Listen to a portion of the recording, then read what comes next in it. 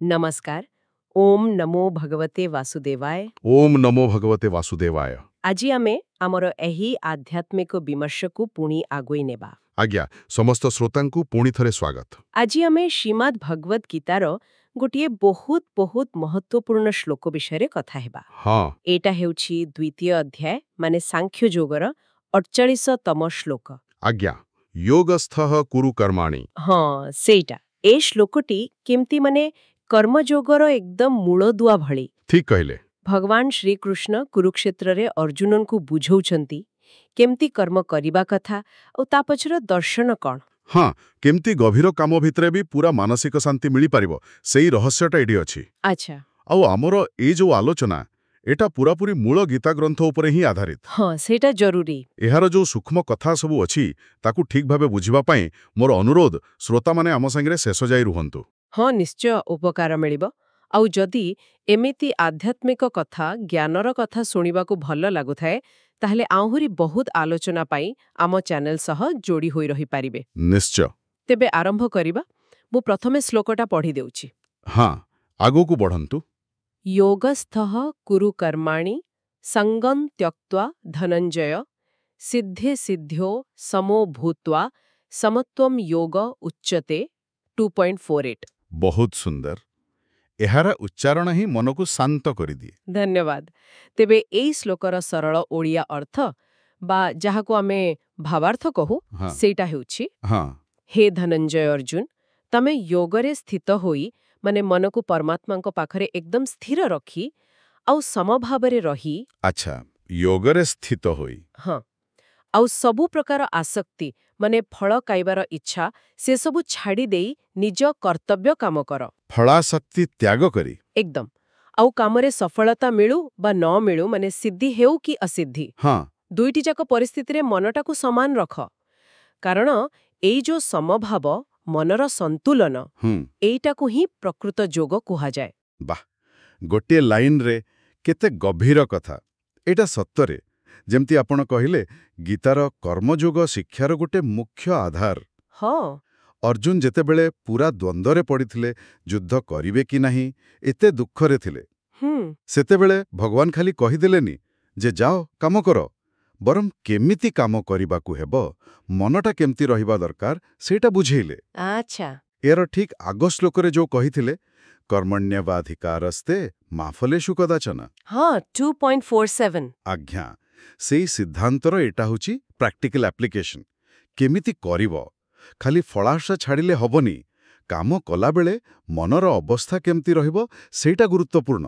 ଏଠି ଯୋଉ ପ୍ରଥମେ କହିଲେ ଯୋଗସ୍ଥଃ, ଆମେ ସାଧାରଣତଃ ଯୋଗ କହିଲେ କ'ଣ ବୁଝୁ?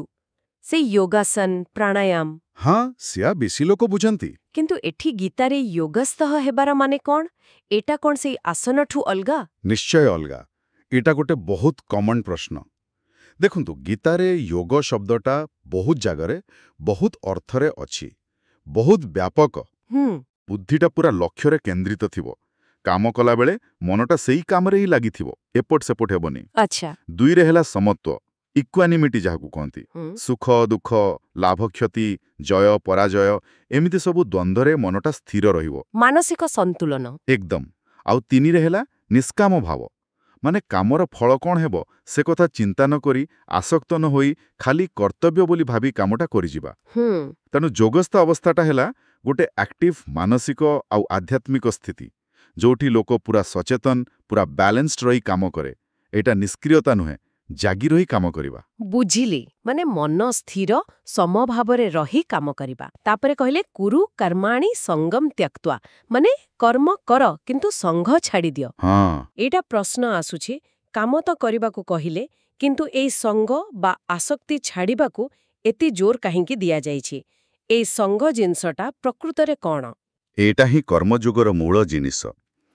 ସଙ୍ଗ ବା ଆସକ୍ତି କହିଲେ ମୁଖ୍ୟତଃ ତିନିଟା କଥାକୁ ବୁଝାଏ। କ'ଣ କ'ଣ ସେଗୁଡ଼ିକ? ପ୍ରଥମ ହେଲା ଫଳ ପ୍ରତି ଆସକ୍ତି, ମାନେ କାମ କରିବା ଆଗରୁ କି କଲାବେଳେ ଫଳଟା କ'ଣ ହବ, ଭଲ ନା ମନ୍ଦ, ସେଥିରେ ମନଟା ପୁରା ଲାଗି ରହିବା। ହଁ ସେଇଟା ତ ହୁଏ। ଦ୍ୱିତୀୟ ହେଲା କର୍ତ୍ତୃତ୍ୱ ଅଭିମାନ, ମୁଁ କରୁଛି, ମୋ ପାଇଁ ହେଲା, ଫଳଟା ମୋତେ ମିଳିବା କଥା, ଏମିତି ଯୋଉ ଅହଙ୍କାର ଭାବ, ଏଇଟା ବି ଗୋଟେ ସଙ୍ଗ। ଆଚ୍ଛା। ଆଉ ତୃତୀୟ ହେଲା ଭାବନାତ୍ମକ ଆସକ୍ତି, ମାନେ କାମ ସାଙ୍ଗରେ ଯୋଡ଼ି ହେଇଥିବା ରାଗ, ଦ୍ୱେଷ, କାମନା, କ୍ରୋଧ, ଲୋଭ, ଭୟ ଏସବୁ ଭାବନାରେ ବାନ୍ଧି ଯିବା। ଭଗବାନ କହୁଛନ୍ତି ଏଇ ସବୁ ପ୍ରକାରର ଆସକ୍ତି ହିଁ ଆମ ଦୁଃଖର ଆଉ ବନ୍ଧନର ମୂଳ କାରଣ। ସତରେ? ହଁ, ଦେଖନ୍ତୁ, ଯେତେବେଳେ ଆମେ ଫଳକୁ ଆଶା କରି କାମ କରୁ, ସଫଳ ହେଲେ ଅହଙ୍କାର ବଢ଼େ ଆଉ ବିଫଳ ହେଲେ ଦୁଃଖ, ନିରାଶା ଆସେ। ଦୁଇଟିଯାକ କ୍ଷେତ୍ରରେ ମନ ଅଶାନ୍ତ। ଠିକ୍ କଥା। କିନ୍ତୁ ଯେତେବେଳେ ଆମେ ଏହି ଆସକ୍ତି ଛାଡ଼ିଦିଅ, ଖାଲି କର୍ତ୍ତବ୍ୟ ବୋଲି ଭାବି ଈଶ୍ୱରଙ୍କୁ ଦେଇ କାମ କରୁ, ସେତେବେଳେ ସେ କାମ ଆମକୁ ବାନ୍ଧେନି, ବରଂ ଆମ ମନକୁ ଶୁଦ୍ଧ କରେ। ଆଚ୍ଛା। ଏଇଟାକୁ ହିଁ ନିଷ୍କାମ କର୍ମ କହନ୍ତି। ସେଥିପାଇଁ ଆସକ୍ତି ଛାଡ଼ିବାଟା କର୍ମଯୋଗ ପାଇଁ ଏକଦମ ଜରୁରୀ। ଏ କଥାଟା ଟିକେ ଗଭୀର ଭାବେ ଚିନ୍ତା କରିବା ଦରକାର। ଆସକ୍ତି ହିଁ ବନ୍ଧନ। କିନ୍ତୁ ଏହାପରେ ଯୋଉ କଥାଟା ଅଛି, ସିଦ୍ଧ୍ୟ ସମଭୂତ୍ୱା, ମାନେ ସଫଳତା ଆଉ ଅସଫଳତାରେ ସମାନ ରହିବା। ହଁ, ଏଇଟା ଶୁଣିବାକୁ ବହୁତ ଭଲ ଲାଗୁଛି। କିନ୍ତୁ ମୋତେ ଲାଗୁଛି ବେଶୀ ଲୋକଙ୍କ ପାଇଁ ଏଇଟା ପାଳନ କରିବା ସବୁଠୁ କଷ୍ଟ। ହଁ, ସେଇଟା ସତ। ସଫଳ ହେଲେ ଆମେ ଖୁସିରେ ନାଚିବା, ବିଫଳ ହେଲେ ମୁଣ୍ଡରେ ହାତ ଦେଇ ବସିବା, ଏଇଟା ତ ସାଧାରଣ ମଣିଷର ପ୍ରତିକ୍ରିୟା। ଏ ସମଭାବଟା କେମିତି ଆସିବ? ଆପଣ ଏକଦମ ପ୍ରାକ୍ଟିକାଲ ପ୍ରଶ୍ନ ପଚାରିଲେ। ନିଶ୍ଚୟ କଷ୍ଟ, କିନ୍ତୁ ଅସମ୍ଭବ ନୁହେଁ। ଏଇଟା ହିଁ ତ ଯୋଗର ପ୍ରକୃତ ଅଭ୍ୟାସ ଆଉ ପରୀକ୍ଷା ବି। ସିଦ୍ଧି ଅସିଦ୍ଧିରେ ସମାନ ରହିବା ମାନେ ଖାଲି ନିଜ ଭାବନାକୁ ଚାପିଦେବା ନୁହେଁ। ଏଇଟା ଗୋଟେ ଗଭୀର ବୁଝାମଣା, ଗୋଟେ ବିକଶିତ ବୁଦ୍ଧିର ପରିଚୟ। ଆଚ୍ଛା। ହଁ, ଏଇ ସମଭାବର ପ୍ରକୃତ ଅର୍ଥ ହେଲା, ପ୍ରଥମ କଥା, ଫଳାଫଳକୁ ଗୋଟେ ବଡ଼ ପର୍ସପେକ୍ଟିଭରୁ ଦେଖିବା। କେମିତି? ଦେଖନ୍ତୁ, କୌଣସି କାମର ଫଳ ଖାଲି ଆମ ଚେଷ୍ଟା ଉପରେ ନିର୍ଭର କରେନି। ଏଥିରେ ବହୁତ ବାହାରର କାରଣ ଥାଏ, ପରିସ୍ଥିତି ଥାଏ, ଏମିତିକି ଆମ ଭାଗ୍ୟ ବା ପ୍ରାରବ୍ଧ ବି ଥାଏ। ହଁ, ସତ। ଏ ସତଟାକୁ ମାନିନେଲେ ସଫଳତାର ଅହଙ୍କାର କମିଯାଏ ଆଉ ବିଫଳତାର ଦୁଃଖ ବି କମିଯାଏ। ଠିକ୍। ଦ୍ୱିତୀୟରେ, ଅହଙ୍କାର ଆଉ ନିରାଶାରୁ ମୁକ୍ତ ହେବା। ସଫଳତାକୁ ଭଗବାନଙ୍କ ଦୟା ବା ସମସ୍ତଙ୍କ ମିଳିତ ଚେଷ୍ଟାର ଫଳ ଭାବି ବିନମ୍ର ରହିବା। ଆଉ ବିଫଳ ହେଲେ? ବିଫଳ ହେଲେ ସେଇଟାକୁ ଗୋଟେ ଶିକ୍ଷା ବୋଲି ଭାବିବା। କୋଉଠି ଭୁଲ ରହିଲା ତାକୁ ସୁଧାରିବାକୁ ଚେଷ୍ଟା କରିବା, ଭାଙ୍ଗି ନ ପଡ଼ିବା। ଆଉ ତୃତୀୟ କଥା, କର୍ତ୍ତବ୍ୟ ବୋଧରେ ସ୍ଥିର ରହିବା। ଫଳ ଯାହା ବି ହଉ, ନିଜ କର୍ତ୍ତବ୍ୟ ରାସ୍ତାରୁ ହଟି ନ ଯିବା। ଫଳ ଦେଖି କାମ ଛାଡ଼ି ନ ଦେବା। ବୁଝିଲି। ଏଇଟାକୁ ଆମେ କହିପାରିବା ଆକ୍ଟିଭ ମେଚ୍ୟୁରିଟି ବା ବିଚାର ସହିତ ସ୍ଥିରତା। ଏଇଟା ଧୀରେ ଧୀରେ ଅଭ୍ୟାସ କଲେ ଆସେ। ଯେତେବେଳେ ଆମେ ବୁଝିବା ଯେ ଜୀବନରେ ସୁଖ, ଦୁଃଖ, ଭଲମନ୍ଦ ଆସିବ ଯିବ, କିନ୍ତୁ ଆମର ଯୋଉ ପ୍ରକୃତ ସ୍ୱରୂପ, ସେଇଟା ଏସବୁଠୁ ଅଲଗା। ତାହେଲେ ଏ ସମଭାବଟା ଏକ ପ୍ରକାର ମାନସିକ ଶକ୍ତି, ଯାହା ଆମକୁ ବାହାର ପରିସ୍ଥିତିର ଗୋଲାମ ହେବାକୁ ଦିଏନି। ଏକଦମ। ଏଇଥିରୁ ତ ଶ୍ଲୋକର ଶେଷ କଥାଟା ବି ସ୍ପଷ୍ଟ ହେଉଛି, ସମତ୍ୱମ୍ ଯୋଗ ଉଚ୍ୟତେ, ମାନେ ଏଇ ସମତ୍ୱ ହିଁ ଯୋଗ।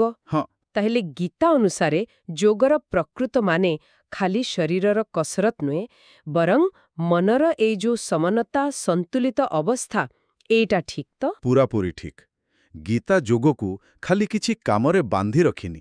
ଏଇଟାକୁ ଗୋଟେ ଜୀବନର ଦର୍ଶନ, ଗୋଟେ ଲାଇଫଷ୍ଟାଇଲ ଭାବରେ ଦେଖେଇଛି। ଆଚ୍ଛା।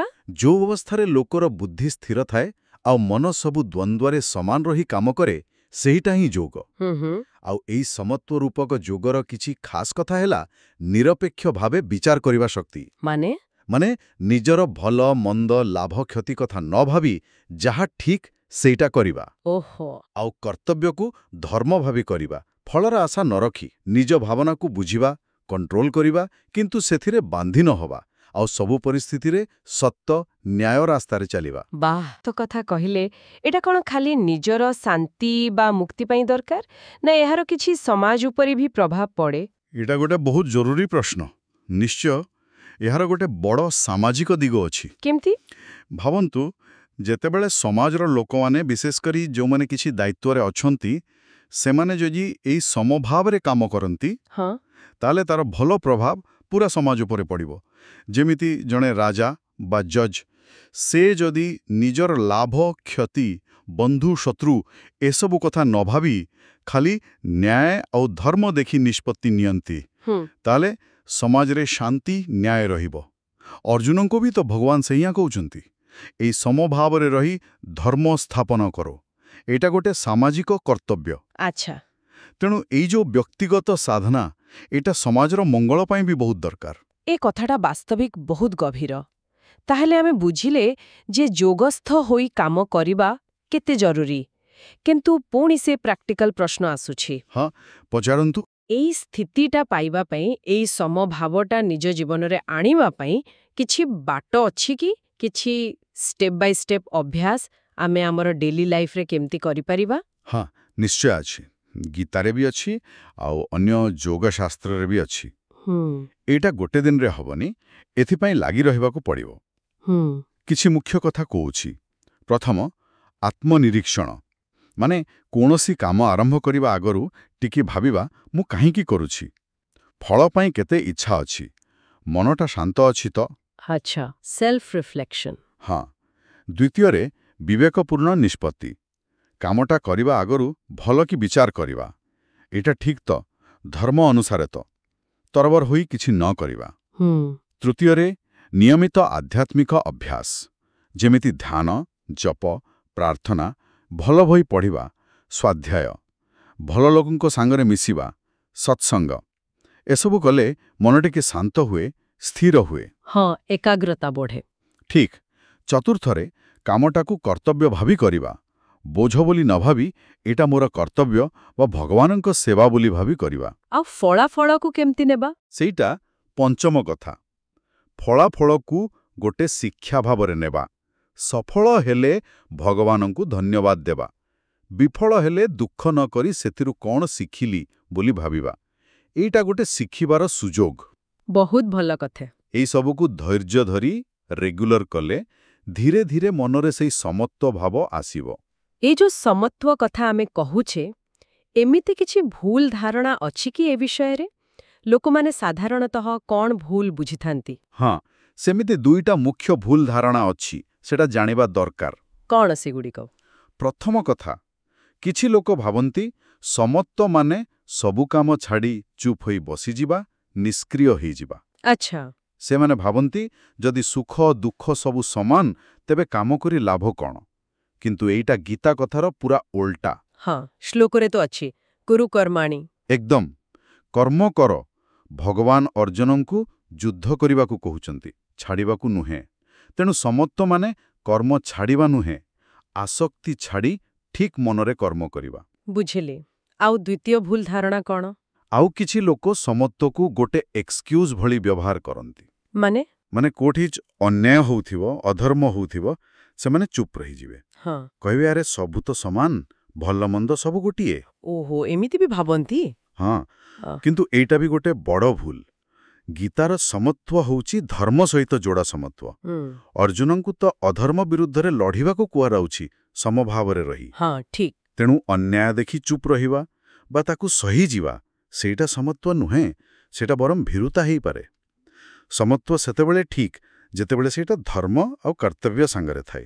ଏଇ ଦୁଇଟା କଥା ବହୁତ ଗୁରୁତ୍ୱପୂର୍ଣ୍ଣ, କାରଣ ଏଇ ଭୁଲ ବୁଝାମଣା ଯୋଗୁଁ ଗୀତାର ଏତେ ବଡ଼ ଶିକ୍ଷାଟା ବିଗିଡ଼ି ଯାଇପାରେ। ନିଶ୍ଚୟ। ଏବେ ଯଦି ଆମେ ଆମ ଆଖପାଖ ଜୀବନରୁ କିଛି ଉଦାହରଣ ନେବା, ତେବେ ଏଇ ଯୋଗସ୍ଥା ହୋଇ କାମ କରିବା କଥାଟା ଆହୁରି ଭଲ ଭାବେ ବୁଝିହେବ କି? ହଁ, ନିଶ୍ଚୟ।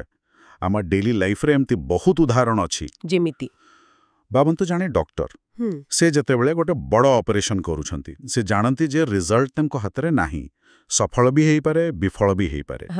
ଜଣେ ଯୋଗସ୍ଥ ଡକ୍ଟର ନିଜର ସବୁ ଜ୍ଞାନ, ସ୍କିଲ୍, ପୁରା କନସେଣ୍ଟ୍ରେସନ ଲଗେଇ କାମ କରିବେ, କିନ୍ତୁ ଫଳ ପାଇଁ ବେଶୀ ବ୍ୟସ୍ତ ହେବେନି। ଆଚ୍ଛା। ଯଦି ସଫଳ ହେଲା, ସେଥିରେ ଗର୍ବ କରିବେନି। ଯଦି ବିଫଳ ହେଲା, ଭାଙ୍ଗି ନ ପଡ଼ି ସେଥିରୁ ଶିଖି ଆଗକୁ ଯିବେ। ଆଉ କିଛି ଉଦାହରଣ, ଜଣେ ପରୀକ୍ଷାର୍ଥୀଙ୍କ କଥା ଭାବନ୍ତୁ। ପରୀକ୍ଷା ପାଇଁ ବହୁତ ପରିଶ୍ରମ କରୁଛନ୍ତି। ଜଣେ ଯୋଗସ୍ଥ ପରୀକ୍ଷାର୍ଥୀ ନିଜର ବେଷ୍ଟ ଦେବାକୁ ଚେଷ୍ଟା କରିବେ, କିନ୍ତୁ ରିଜଲ୍ଟ, ପାସ୍ ଫେଲ୍, କେତେ ମାର୍କକୁ ନେଇ ବେଶୀ ଚିନ୍ତା କରିବେନି। ସେ ଜାଣନ୍ତି ସେ ଖାଲି ନିଜ କାମ କରିପାରିବେ, ଫଳ ତାଙ୍କ ହାତରେ ନାହିଁ। ଆମେ ଯେତେବେଳେ କିଛି ସମାଜ ସେବାର କାମ କରୁ, ଯଦି ଆମେ କିଛି ପ୍ରଶଂସା ବା ପୁରସ୍କାର ଆଶା ନ କରି ଖାଲି ସେବା ଭାବରେ କରୁ, ସେଇଟା ବି ଗୋଟେ ପ୍ରକାର ଯୋଗସ୍ଥ କର୍ମ। ଆଚ୍ଛା। ଆଉ ସବୁଠୁ ବଡ଼ ଉଦାହରଣ ତ ନିଜ ଅର୍ଜୁନ। ତାଙ୍କୁ ଧର୍ମ ପାଇଁ ଯୁଦ୍ଧ କରିବାକୁ ହେବ। ଫଳ କ'ଣ ହେବ, ଜିତିବେ କି ମରିବେ? କିନ୍ତୁ ଭଗବାନ କହୁଛନ୍ତି, ଏ ଦୁଇଟା ପସିବିଲିଟିରେ ସମାନ ମନ ରଖ। ଭୟ ଦୁଃଖ ଛାଡ଼, ଖାଲି ତୋର କ୍ଷତ୍ରିୟ ଧର୍ମ କର। ବୁଝିଲି। ଏଇ ଉଦାହରଣଗୁଡ଼ିକ ସତରେ ବହୁତ ସାହାଯ୍ୟ କଲା। ଗୋଟିଏ ଶ୍ଲୋକ, କିନ୍ତୁ ତା ଭିତରେ ଜୀବନର କେତେ ବଡ଼ କଥା ରହିଛି। ସତ କଥା। ଆଉ ଏଇ ଶ୍ଲୋକଟା ଗୀତାର ଯୋଉ ପୁରା ଫିଲସଫି ଅଛି, ତା ସାଙ୍ଗରେ ପୁରା ଯୋଡ଼ି ହିଁ ରହିଛି। କେମିତି? ଦେଖନ୍ତୁ, ଦ୍ୱିତୀୟ ଅଧ୍ୟାୟରେ ଭଗବାନ ଯୋଉ ସବୁ ମୁଖ୍ୟ କଥା କହିଛନ୍ତି, ଯେମିତି ଆତ୍ମା ମରେନି, ଶରୀର ନାଶ ହୁଏ, ତେଣୁ ଶୋକ କରିବା କଥା ନୁହେଁ। ହଁ। କାମ କରିବାରେ ଆମର ଅଧିକାର ଅଛି, ଫଳରେ ନୁହେଁ, ଆଉ କାମକୁ ଆସକ୍ତି ଛାଡ଼ି କରିବା କଥା। ହଁ, ସେ ସବୁ କଥା। ସେଇ ସବୁ ଶିକ୍ଷାର କନକ୍ଲୁଜନ ଭଳି ଏଇ 48ତମ ଶ୍ଲୋକଟା। ଏଟା କର୍ମଯୋଗର ଗୋଟେ କ୍ଲିୟର ପିକ୍ଚର ଦଉଛି। ଆଚ୍ଛା। ଏହା କହୁଛି ଆତ୍ମଜ୍ଞାନରୁ ମିଳିଥିବା ସ୍ଥିର ବୁଦ୍ଧି ଆଉ ତା ସାଙ୍ଗକୁ ଫଳାଫଳରେ ସମତ୍ୱ, ଏଇ ଦୁଇଟା ମିଶିଲେ ଯାଇ ହେବ ଯୋଗରେ ସ୍ଥିତ ହୋଇ କରାଯାଉଥିବା କର୍ମ। ବା। ଆଉ ଏଇଟା ହିଁ କର୍ମବନ୍ଧନରୁ ବାହାରିବାର ରାସ୍ତା। ବାସ୍ତବିକ ଅଦ୍ଭୁତ। ଏଇ ଗୋଟିଏ ଶ୍ଲୋକକୁ ଯଦି ଆମେ ଠିକ୍ରେ ବୁଝିପାରିବା ଆଉ ଜୀବନରେ ଲଗେଇ ପାରିବା, ତାହେଲେ ଜୀବନର ବହୁତ ଦ୍ୱନ୍ଦ୍ୱ, ଅଶାନ୍ତି, ସମସ୍ୟା ସମାଧାନ ହେଇଯିବ ପରା। ନିଶ୍ଚୟ। ତାହେଲେ ଆଜିର ଏତେ ସବୁର ଆଲୋଚନାରୁ ମୁଖ୍ୟ କଥା କ'ଣ ରହିଲା? ମେନ୍ ମେସେଜ କ'ଣ? ଆଜିର ଆଲୋଚନାର ଯଦି ଆମେ ସାରାଂଶ ଦେଖିବା, ତାହେଲେ ଭଗବାନ ଶ୍ରୀକୃଷ୍ଣ ଅର୍ଜୁନଙ୍କ ଜରିଆରେ ଆମ ସମସ୍ତଙ୍କୁ କହୁଛନ୍ତି, 1. କାମ ନିଶ୍ଚୟ କର, କିନ୍ତୁ ଯୋଗସ୍ଥ ହୋଇ କର, ମାନେ ପୁରା ଏକାଗ୍ରତା, ମାନସିକ ସମତା ଆଉ ନିଷ୍କାମ ଭାବରେ। ଠିକ୍। 2. କାମର ଫଳ କ'ଣ ହେବ ସେ ଚିନ୍ତା ବା ଆସକ୍ତି ଛାଡ଼, ଆଉ ମୁଁ କରୁଛି ବୋଲି ଅହଙ୍କାର ବି ଛାଡ଼, କିନ୍ତୁ ନିଜ କର୍ତ୍ତବ୍ୟ କାମ କେବେ ଛାଡ଼ନି। 3. ଜୀବନରେ ଯାହା ବି ଦ୍ୱନ୍ଦ୍ୱ ଆସୁଛି, ସଫଳତା, ଅସଫଳତା, ସୁଖ ଦୁଃଖ, ଲାଭ କ୍ଷତି, ସେସବୁରେ ମନକୁ ସମାନ ରଖିବାକୁ ଚେଷ୍ଟା କର। ଆଚ୍ଛା। 4. କାରଣ ମନର ଏହି ଯୋଉ ସମତା, ବ୍ୟାଲେନ୍ସ, ଏଇଟା ହିଁ ପ୍ରକୃତ ଯୋଗ। ଆଉ ସବୁଠୁ ବଡ଼ କଥା ହେଲା, ଏଇ ସ୍ଥିତିଟା ଖାଲି ଗୋଟେ କଳ୍ପନା ନୁହେଁ, ଏଇଟା ଲଗାତାର ଅଭ୍ୟାସ, ବିବେକ ବୁଦ୍ଧିରେ କାମ ଆଉ ଶ୍ରଦ୍ଧା ରଖି ଚେଷ୍ଟା କଲେ ନିଶ୍ଚୟ ପାଇହବ। ଅତି ସ୍ପଷ୍ଟ ଆଉ ବହୁତ ପ୍ରେରଣାଦାୟକ ସାରାଂଶ। ଏଇ ଆଲୋଚନା ଶେଷରେ ମୁଁ ଶ୍ରୋତାମାନଙ୍କ ପାଇଁ ଗୋଟେ ଚିନ୍ତା କରିବା ଭଳି ବିଷୟ ଛାଡ଼ି ଯାଉଛି। କ'ଣ? ଆମେ ସମସ୍ତ ବୁଝିଲେ ସମତ୍ୱ କ'ଣ, କେତେ ମହତ୍ୱପୂର୍ଣ୍ଣ, କିନ୍ତୁ ପ୍ରକୃତ ଚ୍ୟାଲେଞ୍ଜ ହେଉଛି ଆମେ ନିଜ ନିଜର ଡେଲି ଲାଇଫରେ, ଛୋଟ ବଡ଼ କାମରେ, ନିଷ୍ପତ୍ତି ନେବାରେ, ସମ୍ପର୍କ ରଖିବାରେ ଏଇ ସମତ୍ୱ ଭାବଟାକୁ କେମିତି ଆଉ କେତେ ଦୂର ଲଗାଇ ପାରୁଛି। ହଁ, ଏଇଟା ଭାବିବା କଥା। କୋଉ ପରିସ୍ଥିତିରେ ଆମ ପାଇଁ ସମାନ ରହିବାଟା ସବୁଠୁ କଷ୍ଟ ହେଉଛି, ଆଉ ସେଠି ଏଇ ଶ୍ଲୋକର ଶିକ୍ଷାକୁ କେମିତି କାମରେ ଲଗାଇ ପାରିବା, ଏହା ଉପରେ ନିଜେ ନିଜେ ଟିକେ ବିଚାର କରିବା ଦରକାର। ନିଶ୍ଚୟ। ଏଇଟା ଗୋଟେ ଆତ୍ମମନ୍ଥନ ପାଇଁ ଭଲ ପ୍ରଶ୍ନ। ଆଶା କରୁଛି ଆଜିର ଏଇ ଆଲୋଚନା ଆମ ଶ୍ରୋତାମାନଙ୍କୁ କିଛି ନୂଆ ଦିଗ ଦେଖେଇଥିବ, ଆଉ ତାଙ୍କର ଆଧ୍ୟାତ୍ମିକ ଯାତ୍ରାରେ କିଛି ସାହାଯ୍ୟ କରିଥିବ। ଯଦି ଏ କଥାବାର୍ତ୍ତା ଭଲ ଲାଗିଥାଏ, ତେବେ ଏହାକୁ ଲାଇକ୍ କରିପାରିବେ ଆଉ ନିଜ ସାଙ୍ଗସାଥି, ପରିବାର ଲୋକଙ୍କ ସହ ନିଶ୍ଚୟ ସେୟାର କରନ୍ତୁ। ଜ୍ଞାନ ବାଣ୍ଟିଲେ ବଢ଼େ। ଆଉ ସମସ୍ତେ ଏହି ଅମୂଲ୍ୟ ଜ୍ଞାନରୁ ଲାଭ ପାଇ ଭଗବାନ ଶ୍ରୀକୃଷ୍ଣଙ୍କ କୃପା ପାଆନ୍ତୁ। ସତ୍ୟବଚନ। ଜ୍ଞାନ ଯଜ୍ଞର ଫଳ ସମସ୍ତଙ୍କୁ ମିଳୁ। ଆଉ ଆମକୁ ଏନକରେଜ କରିବା ପାଇଁ ଆଉ ଆପଣଙ୍କର ଉପସ୍ଥିତି ଜଣାଇବା ପାଇଁ ଆଜିର କଥାବାର୍ତ୍ତା କେମିତି ଲାଗିଲା କିମ୍ବା ଆପଣଙ୍କର ମନରେ କ'ଣ ଭାବନା ଆସିଲା, ସେ କଥା କମେଣ୍ଟ ବକ୍ସରେ ନିଶ୍ଚୟ ଲେଖନ୍ତୁ। ଆପଣଙ୍କର ମତାମତ ଆମ ପାଇଁ ବହୁତ ମୂଲ୍ୟବାନ। ଆଗକୁ ଆମେ ଗୀତାର ପରବର୍ତ୍ତୀ ଶ୍ଲୋକ କିମ୍ବା ଅନ୍ୟ ଆଧ୍ୟାତ୍ମିକ ଗ୍ରନ୍ଥର ଏମିତି ଗୁରୁତ୍ୱପୂର୍ଣ୍ଣ ବିଷୟ ଉପରେ ଆଲୋଚନା ଜାରି ରଖିବୁ। ସେ ଆଲୋଚନା ଶୁଣିବା ପାଇଁ ଆମ ସହ ଯୋଡ଼ି ହୋଇ ରହିବାକୁ ଅନୁରୋଧ। ତେବେ ଆଜି ପାଇଁ ଏତିକି। ପୁଣି ଦେଖା ହେବ ଆଉ ଗୋଟେ ନୂଆ ବିଷୟ ସହିତ। ସେ ପର୍ଯ୍ୟନ୍ତ ଓମ୍ ନମୋ ଭଗବତେ ବାସୁଦେବାୟ। ଓମ୍ ନମୋ ଭଗବତେ ବାସୁଦେବାୟ। ସର୍ବେ ଭବନ୍ତୁ ସୁଖିନଃ। ଆପଣ ଶୁଣୁଛନ୍ତି ରେଡିଓ ତୋଷାଳୀ, ଆମ ମାଟିର ସ୍ୱର।